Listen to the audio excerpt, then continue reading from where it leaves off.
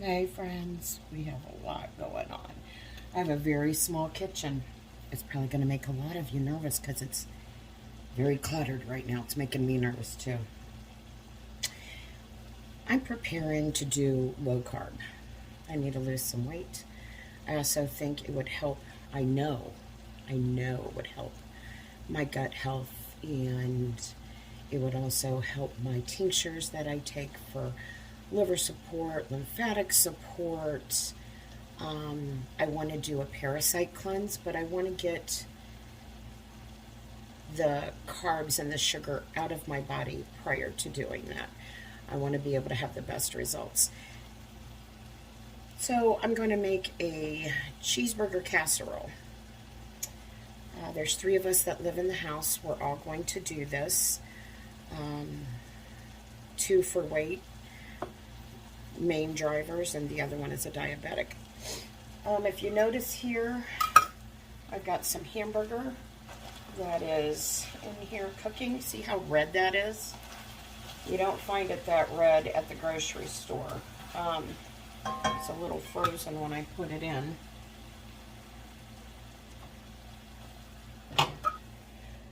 I love cooking with cast iron also.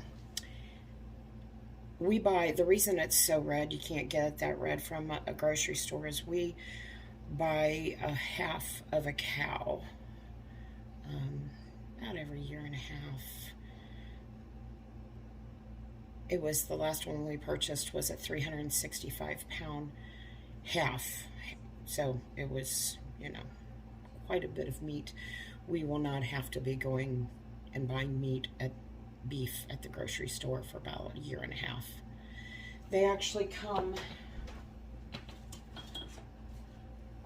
this one's still thawing out. We got them in 2-pound. You can decide how big you want your packaging done based upon, you know, your preference. We also bought a whole hog. It was a 200-pound whole hog that we bought. I do have my hair up. It was down earlier today, but I don't want anybody to find any hair in their food. You know what I'm saying? So I'm cooking that up. I'm going to go ahead and do a cheeseburger casserole that I'd mentioned. It's basically your beef. It's everything that you would put on a burger. So your tomatoes, your onion, your pickles, your cheese, and the majority of it is going to be cooked here on the stovetop, but I am going to put it in that casserole to combine everything and let it cook for about 15-20 minutes in the oven.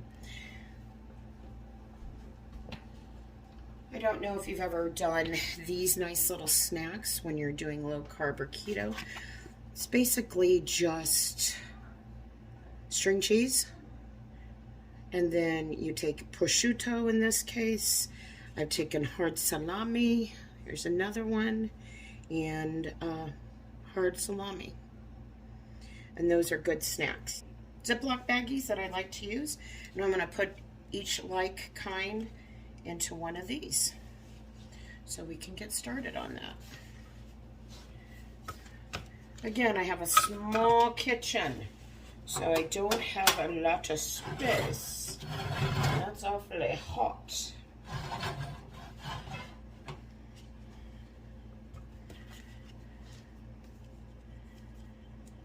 So, I have been on keto before. Unfortunately, I gained all my weight back when I got off of it. Why I got off of it? It was frustration. I kind of went to a standstill.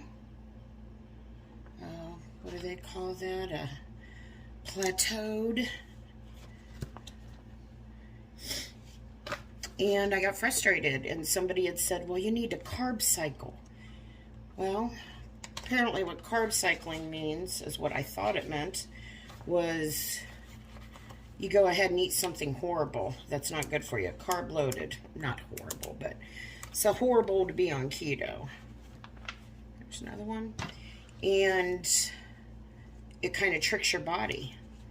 And then you go back to low carb, no carb, and you start losing. That didn't work for me.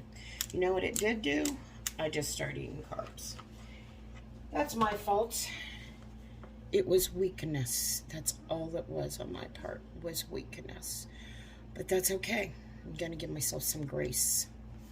We're going to start this now. Summer's coming up. I want to feel...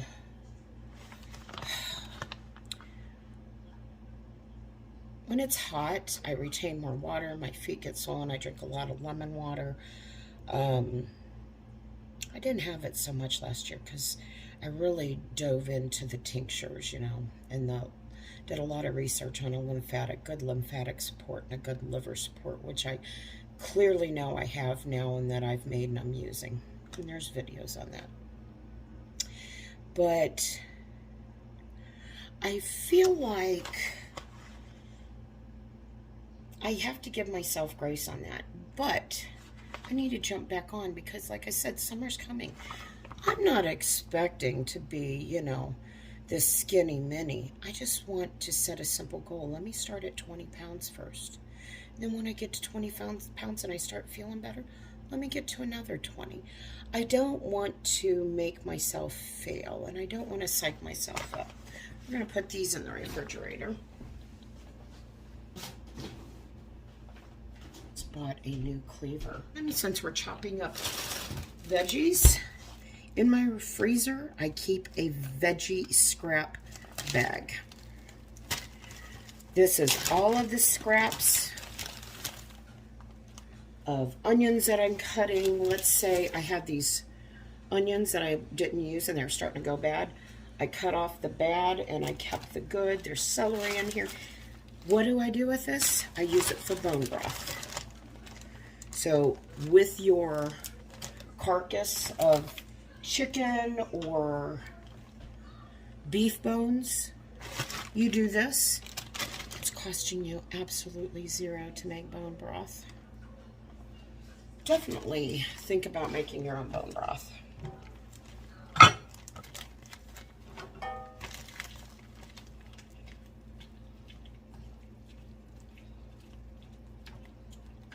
Yeah, because one of my family members that lives here, they have some issues with water retention. They are on the liver and the lymphatic, but because of that, we are not going to be using regular salts. We are going to be using Himalayan salt. The other side's peppercorn. I'm going to put a lot of that in there. Surprised my dog's not in here barking. He does not like the sound of appliances. Any appliance. Any outdoor machinery. I rescued him from a kill shelter, and ever since I've had him, he doesn't like that noise. I had to actually pause the video and go check on him, because that's so unlike him. He hasn't been feeling well. He's had some liver problems for many years. They feel that it could be Cushing's, and I'm in the process of researching Cushing's in humans. And I actually was very fortunate to study under a veterinarian. And he treated a lot of his animals with that, with herbs. So I'm going to get a hold of him. We're going to go ahead and chop up the onion. You even want to keep your onion peels. It gives your broth a really good color. Such a deep, rich color.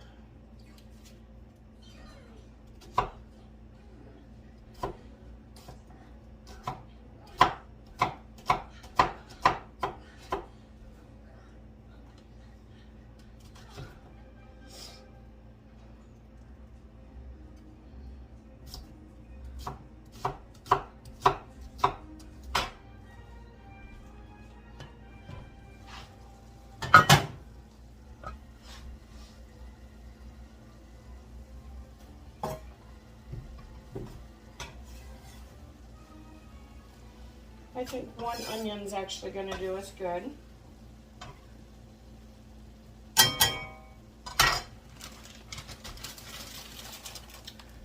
We're going to zip this back up.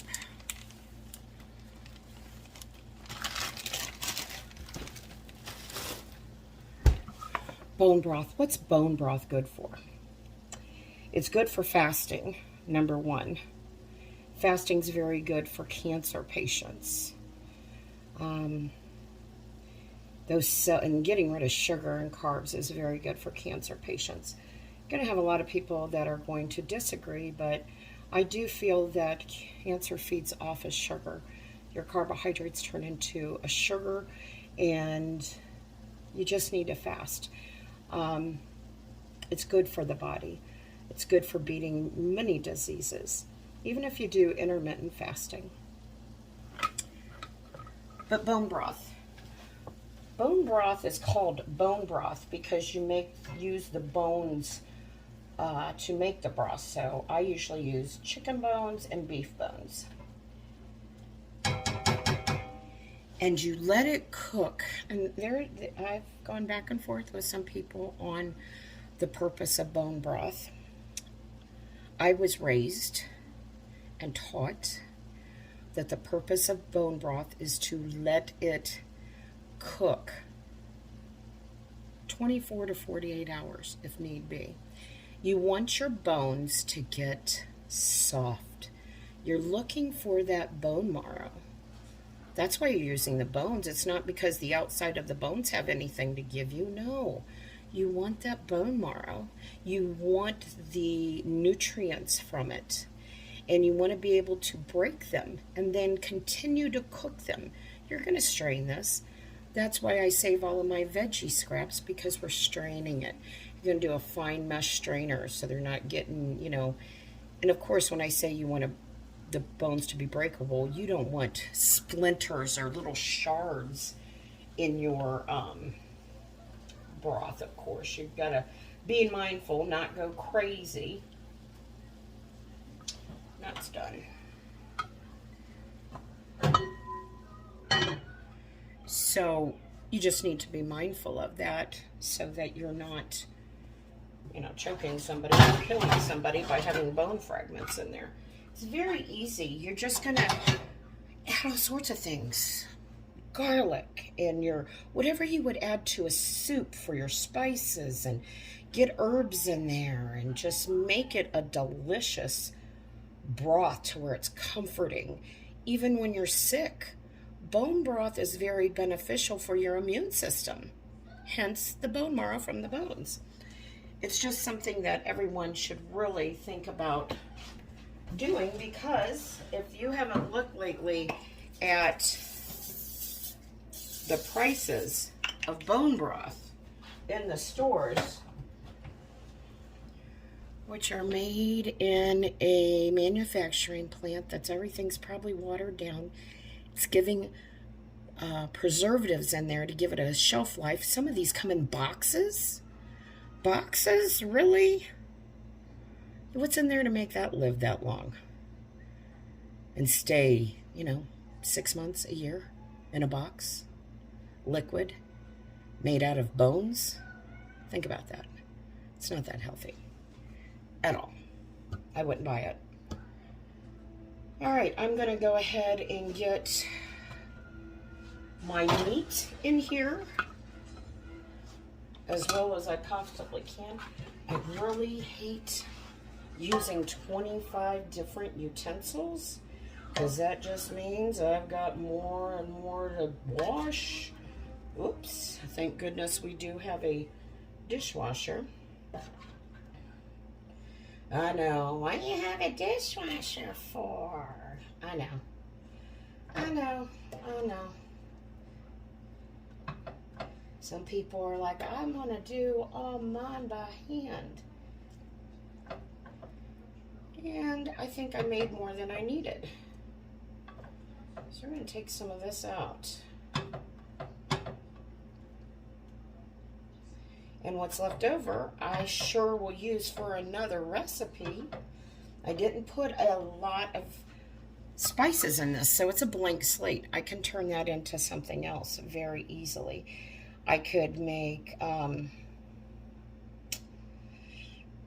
could go ahead and make some tacos out of that, or a taco bowl, actually. I could turn around and make, get an Alfredo sauce, because that's keto friendly or low carb friendly, or I have a spaghetti squash. I could use that and make a spaghetti squash spaghetti. So there's all sorts of things that we can do with that.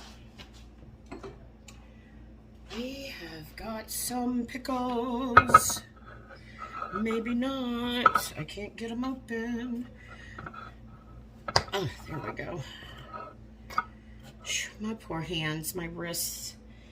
The grip that I have anymore is just horrible. Years of typing. I work in an office.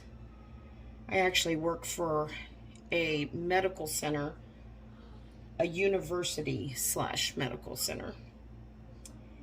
And I work in the purchasing department. I'm a manager there. I love it. Commodity manager, I should say. I like what I do. I get to spend their money. You don't have to put pickles or onions, anything in here you don't want. Don't put it in. It's kind of like Burger King. Have it your way. Have it your way. You know what I'm saying. You know, you picking up what I throw down. All right. What else do we put in our burgers? We put tomatoes. I don't have any homegrown fresh tomatoes right now, unfortunately. I have some that are canned downstairs, but I'm going to use what I have in my refrigerator right now. And we've got a little bit of pico. So you're going to get a little bit of red onion in there.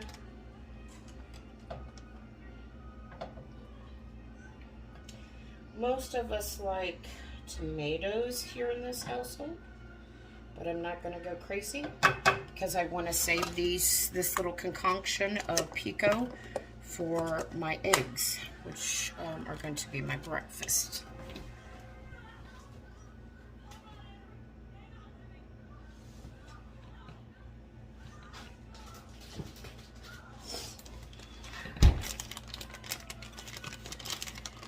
We are going to put a sharp cheddar cheese on top of this. Maybe. Maybe, baby.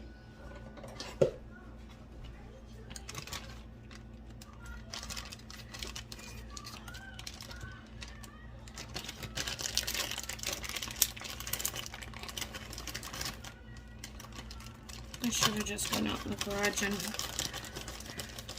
shredded my own. We go to the Mennonite store and I buy large blocks of cheese.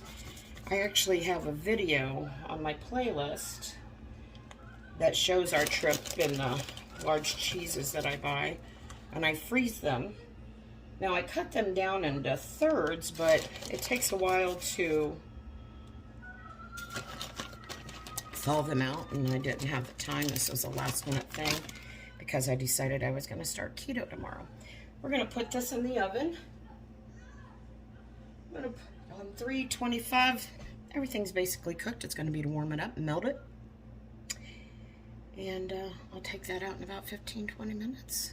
So here's our end results. We're going to cut this up, put it in containers. We have lunch and dinner for a few days. 3 people. Stay healthy, friends.